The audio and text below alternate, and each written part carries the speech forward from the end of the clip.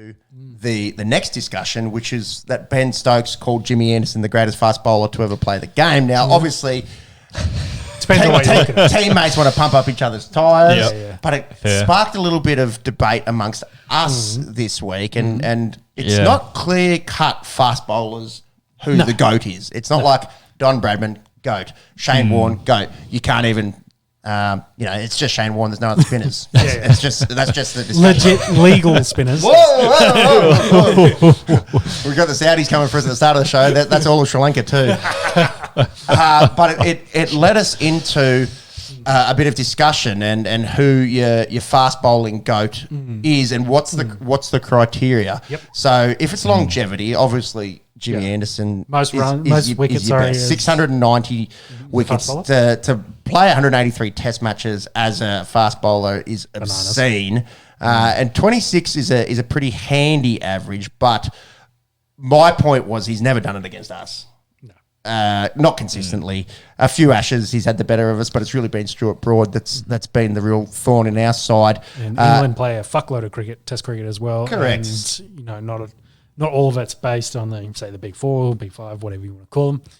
They do play a lot of cricket. So through 39 tests against Australia, Jimmy Anderson averages 35 and strikes at 72. There's hardly GOAT kind of numbers. I don't have... Ambrose or Walsh or someone that really had the better of us in the 70s, there was the West Indians. There's heaps of fast, because I was looking at it, there's heaps of fast bowls where averages, 20s or low 20s as well. So his average at 26 would be higher on that end. It's still good. It's still a good. But it's not the best is what we're getting at. And it's not the best against the best, I think is possibly more pertinent. And then I think you saying Richard Hadley that's a pretty good shout. Because I was looking at trying to find lots of wickets, low average, and then I think the big thing that stood out for me was the most 5 wicket hauls in an innings and the most 10 wicket matches, and he had both of those for a fast bowler.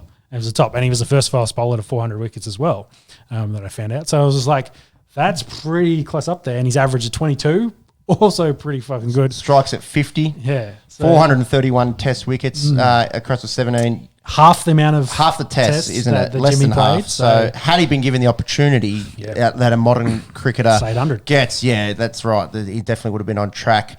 For mine, biased, I loved watching him growing up, but it has to be, for me, it's Glenn McGrath. That finished his career with an average of 21.64. No one is under 22. That's at no, there's one under 20. Under 22 in the top of that list. No one. Oh, sorry, the top of the list. If you sort by it, of course. One. So you got to go down to Ambrose, who's over 400, but at 20.99. Yeah, that's right. Ambrose again, exactly. Pretty good shout. 405 poles at 21. Essentially, Wazim Akram just above him. Dale Steyn, pretty good shout. 439 at 23.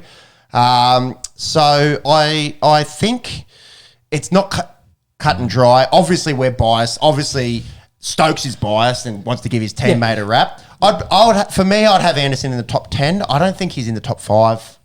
GOATs, fast bowlers. I think you could have a conversation for longevity to make him 5. That's the only thing for mine that really stands out. You got to give playing as much cricket is a talent. 100%. You can't discredit that. And the fact that he's also got wickets is a talent, and his average overall is still 26 after 180 Test matches. I'd still give him, put him in that conversation, and I'd probably say he's around 5-ish.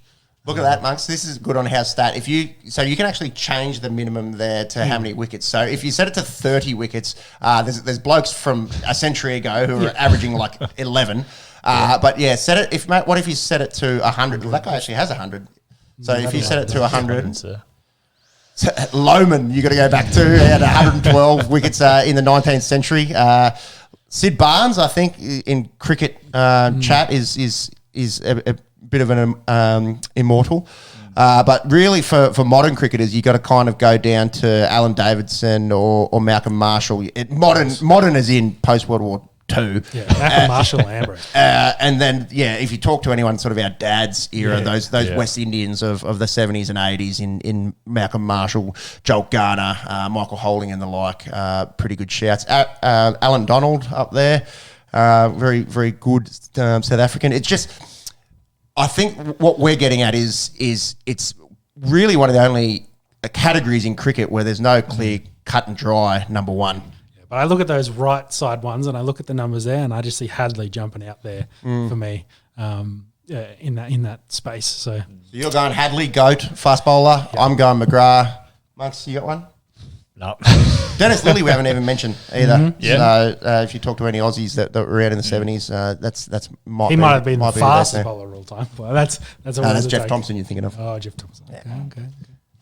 Allegedly could bowl 160. Yes. But also, we speak gun technology in there. Well, also our fathers used to walk, 100 miles to school uphill both ways, work 28-hour days and all the rest of it. Carry 20 kilos of bricks in their bags. That's right. That's it.